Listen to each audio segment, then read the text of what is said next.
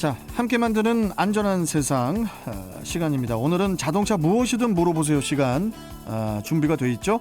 자, 한국폴리텍대학 자동차학과 교수 겸 애니카랜드 문학점 대표 고동원 명장 스튜디오에 직접 나와주셨습니다. 자, 고 명장님 어서 오십시오. 예, 반갑습니다. 예, 명장님 오늘 사고 제보가 너무 많이 들어오네요. 아, 그래요? 저 예. 긴급 정보가 또 들어왔어요. 안내해드리고 가겠습니다. 예, 알겠습니다. 자, TVN 긴급 정보인데요. 아암대로 논고개로 교차점에서 호구포로 교차점 방향 면허시험장 삼거리 200m 정도 못 간 지점에서 이거 뭡니까? 승용차 관련 3중 추돌 사고가 일어나서 아직 처리 작업 되지 않고 있고 이 여파 때문에 차량들 지정체 반복되고 있다고 제보 주셨습니다. 참고해 주십시오. 김희수 통신원께서 제보 주셨고요. 자, 명장님 지금 날씨가 갑자기 추워져가지고 지금 뭐 좀 이렇게 좀 동절기에 우리 저 차주분들이 좀 준비하거나 좀 주의해야 될 사항이 뭐가 있을까요? 먼저 그거 좀 간단하게 좀 여쭤보고 갈게요. 그 동절기 촬영 가려면 무엇보다 지금 배터리 반경이 제일 많이 일어날 것 같고요. 배터리. 예, 날씨가 추우면 온도에 비례해서 배터리 성능이 떨어지기 때문에 뭐 양지 바른 곳이라든지 지하 어떤 주차장, 양지 바른 곳, 그다음에 이제 블랙박스, 이제 저전압 설정이라든지 이런 부분이 중요하고, 그다음에 이제 제일 문제가 된 게 아마 타이어 공기압이 문제될 겁니다. 아마요. 아니 그러면 타이어 공기압은 여름에도 문제가 되고 겨울에도 문제가 되고 뭐 이렇게 공기압이 이렇게 중요한가 봐요. 특히 이제 겨울 같은 데는 온도가 내려가잖아요. 온도가 내려가면 압력이 비례해서 내려가기 때문에 경고등, 점등되는 횟수가 엄청 많거든요. 그래서 타이어 공기압을 다시 이제 기존보다는 좀 더 업 시켜가지고요. 아마 점검해야 될 것 같습니다. 나중에 한번 동절기 관련해서 특집을 한번 꾸며봐야 될 것 같고, 꼭 저도 제 차를 꼭 양지 바른 곳에 꼭 주차를 해놓도록 하겠습니다. 자, 그리고 명장님 오늘 그 질문이 되게 좀 많이 들어와서 바로 그럼 좀 가보도록 하겠습니다. 자, 제가 체킹을 좀 해놨는데 7821님께서 안녕하세요. 육각수님, 고동원 명장님, 쌀쌀한 날씨 감기 조심하시고요. 2020년식 팰리세이드 차량입니다. 운전을 하려는데 공기압 경고등이 저압이라고 뜨는데 타이어 4군데에서 다 뜨네요. 한쪽만 뜨는 경우는 가끔 봤는데 이렇게 전부 뜨는 건 처음이라 많이 당황을 했습니다. 이런 경우에 운전을 해도 되는 건가요? 그리고 왜 이런 증상이 생기는 걸까요? 이런 질문이거든요. 공기압 체크등이 공기압 경고등이 저도 이런 경우는 또 처음인 것 같은데요. 좀 전에 이제 지적했던 내용이 아마 현실로 돌아온 것 같습니다. 자체가요. 어떤 아마 어제 그제 날씨가 추웠잖아요. 그제 일요일 날에요.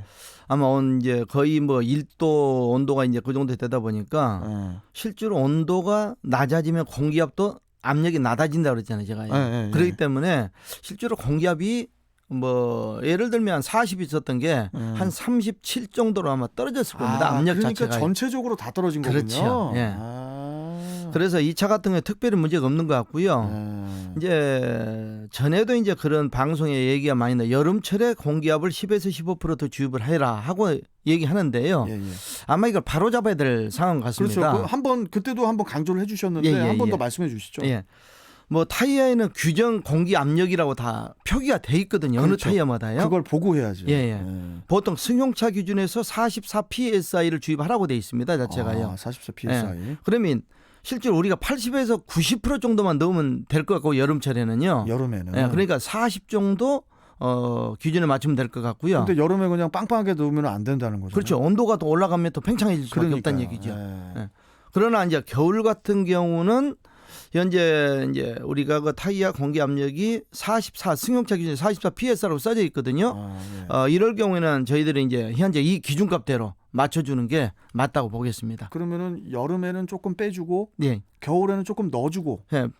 현재 겨울철에는 이제 타이어에 이제 그 규정 압력 표기돼 있으니까 그 기준에 맞춰달라는 얘기죠. 그 기준이 중요한 거지. 그렇죠. 뭐 이렇게 속칭 싸제로 뭐 이렇게 그냥 판단으로 그러지 마라, 이런 말씀이시죠? 어느 타이어든지 규정 공기압이 다 표기가 돼 있기 때문에요. 아마 여름철 같은 경우는 약 80에서 90% 정도 맞추면 될 것 같고, 근데 겨울철에는 현재 표시된 기준 공기압으로 맞추면 될 것 같습니다. 알겠습니다.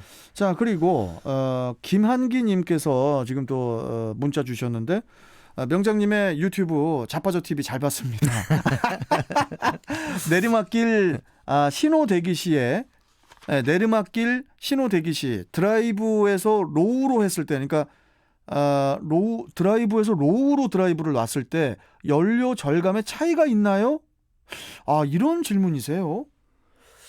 신호대기 드라이브에서 로우로 놨을 때 좀 이해가 가지 않고요. 차라리 이제 N에서 이제 제가 생각하기에는 이분 질문 요지는 신호를 정차하고 있는 상태에서는 이제 그 드라이브 넣은 상태 같아요. 제가 봤을 때는. 근데 드라이브가 있고 그 뉴트럴 N이 있죠. 네, 맞습니다. 그게 있고 대신에 또 요즘 뭐 이렇게 또 어떤 차종들은 그 로우라고 L로 돼가지고 이렇게 언덕길 같은 거 올라갈 때 L에다 놓고 1단이라고 하죠. 그런 걸로 올라가게 L로 써 있는 그 저단이 또 있는 차들이 있거든요. 그거를 말씀하시는 것 같은데 제가 봤을 때. 근데 지금 L 상태를 사용하지는 않은 상태 갖고 지금 봐서는요. 눈길이라든지 내가 차가 전복이 됐을 때 빠져 있을 때 이제 그때는 이제 L을 사용하겠지만은 평상시 주행하는 데 대해서는 신호대기 하고 있을 때 제가 이제 판단입니다. 이제 질문 요지가 봤을 때는 N 상태와 D 상태가 연료 차이가 있느냐 없느냐 그걸 물어본 것 같아요. 오히려 이제 그거나 뭐 이거나 저도 그런 생각이 듭니다. 그래서 아마 신호대기하고 있을 때는 드라이브 변속 레버 위치가 있다면 당연히 연료 소비가 많아질 거고요. 드라이브 위치가 바뀔 때마다? 아니 드라이브 위치에 있을 때 신호대기하고 서 있을 때. 그다음에 이제 N 뉴트럴이 있을 때는 부하가 걸리지 않기 때문에 연료가 절감이 된다 보겠죠 자체가요. 그러면 N에다가 놔야겠네요. 신호대기하고 있을 때는 대부분 이제 N에다 놓는 게 맞다고 보면 되겠습니다. 근데 또 일각에서는 그냥 그대로 드라이브로 놔두고 브레이크만 잡고 있어라. 그게 가장 기름을 덜 먹는다. 이런 얘기가 있어가지고 저는 또 계속 그렇게 해왔죠. 이제 신호대기 오래 주차할 때는 정차하고 있을 때는 N에 맞고요. 그럴 때는 중립에 놓는 게 맞고. 중립에 맞고. 그다음에 신호대기 짧을 것 같다 그럴 때는 D에 이제 놓고 그냥 출발하는 게 바람직하다 보면 되겠습니다. 알겠습니다. 김한기님 참고해 주시고요. 또 8279님께서 긴 장문의 질문을 주셨어요. 2016년식 SM6 LPG입니다. 브레이크, 미끄럼 방지, 자세 제어 장치 등 경고등이 들어와서 서비스 센터를 방문을 했는데 ABS 센서 모듈이 이상이 있는 것 같다고 하는데 수리비가 130만 원 이상 든답니다. 중요한 것은 경고등이 절멸됐다가 안 됐다 합니다. 수리비가 부담돼서 그냥 운행을 하고 있습니다만은 늘 불안합니다. 어떻게 해야 하는지 조언을 좀 부탁드립니다. 이러시면서 지금 차량 넘버까지 지금 적어주셨어요. 김원준님께서. SM6 이제 브레이크 이제 어떤 거 경고등이 점등이 된다고 그랬는데요. 2016년식밖에 안 됐는데 갑자기 뭐 수리비가 이렇게 들어간다고 하면 스트레스 받죠. 그렇죠. 자체가 이제 제동 장치이기 때문에 실제로 어떤 위험 부담도 아마 느낄 것 같고요. 겨울철 되면요.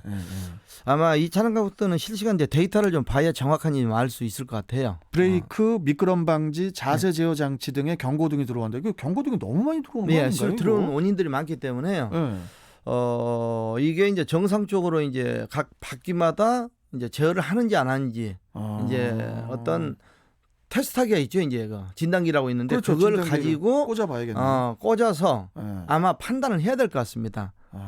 지금 ABS 모듈을 바꾸는데 아마 그 정도 비용이 든다는데요. 아마 제가 봤을 때 모듈 외에도 지금 현재 다른 시스템 문제가 있기 때문에 실제로 이제 이런 경고등이 점등이 된다 보거든요. 이거 어떡하냐.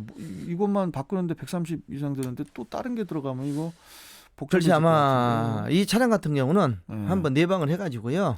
점검을 받은 게 아마 좋을 것 같습니다. 차량을 뭐 상당히 많이 운행을 하셨는지 차가 그냥 좀 많이 망가졌네요. 한번 여러 가지 다 진단기를 꽂아봐야 된대요. 8279님 꼭 참고해 주시고요. 자, 이거 질문이 지금 되게 많은데 하나만 더 하고 오늘 좀 짧게 하고 마무리하겠습니다. 투싼님께서 닉네임이 투싼님이신데 2020년 투싼 8만 킬로 주행한 차량인데요. 갑자기 싸늘해서 히터를 켜는데 뜨거운 바람이 나오질 않고 미지근한 바람이 나와서 정비업소를 들러서 점검하러 갔거든요. 정비소에서는 충분히 운행을 하면 히터가 나올 거라고 하길래 30분을 주행을 하였는데 여전히 히터가 나오질 않습니다. 정비소를 믿을 수가 없어서 명장님께 여쭤봅니다. 이렇게 질문 주셨거든요. 이제 겨울철이다 아하. 보니까 이제 날씨가 추우니까 히터를 이제 켜는 경향이 많거든요. 히터의 계절이 왔죠. 예. 근데 히터를 켰는데 예. 원하는 따뜻한 바람이 나오지 않는다. 그런 것은 분명 히터 시스템 문제가 있겠죠, 자체가요. 그러겠죠. 예. 근데 특히나 문제가 많이 이런 사례가 너무 많습니다. 아, 많아요? 예, 너무 많은데 냉각수가 부족하면 에? 히터가 정상적으로 작동하지 않는다는 거. 찬바람이 따뜻한 바람이 나오질 않습니다. 아, 혹시 그 엔진 열이 올라가서 뭐 엔진 열을 식혀주는 어떤 그런 거하고 연관돼 있는 거 아닌가요? 네, 엔진 열에 의해서 이제 히터를 작동하는데요. 네. 냉각수가 부족하면 히터 코어까지 물이 전달이 안 되거든요. 그렇기 때문에 미지근한 바람이 나올 수가 있습니다. 그럼 이거 어떻게 고칩니까? 이건 냉각수 부족하니까 냉각수를 점검을 해야 되겠죠. 아, 냉각수 점검을 하시면 되겠네요. 네, 어디가 새는 국장님. 곳인지 있는지 없는지. 아마 이런 차량이 너무 많아요. 제 주변에 냉각수 호수가 뭐 저기 터져가지고 그것도 교체한 친구도 있거든요. 점검을 꼭 받으셔야 될 것 같습니다. 예, 맞습니다. 예, 자, 명장님, 시간이 좀 돼서 네. 오늘 말씀 좀 여기까지 듣고 아쉽지만 네. 다음 주에 또 뵙도록 하겠습니다. 예. 예, 오늘 말씀 잘 들었습니다. 고맙습니다. 네, 감사합니다. 예. 자, 한국폴리텍대학 자동차학과 교수 겸 애니카랜드 문학점 대표 고동원 자동차 명장과 함께했습니다.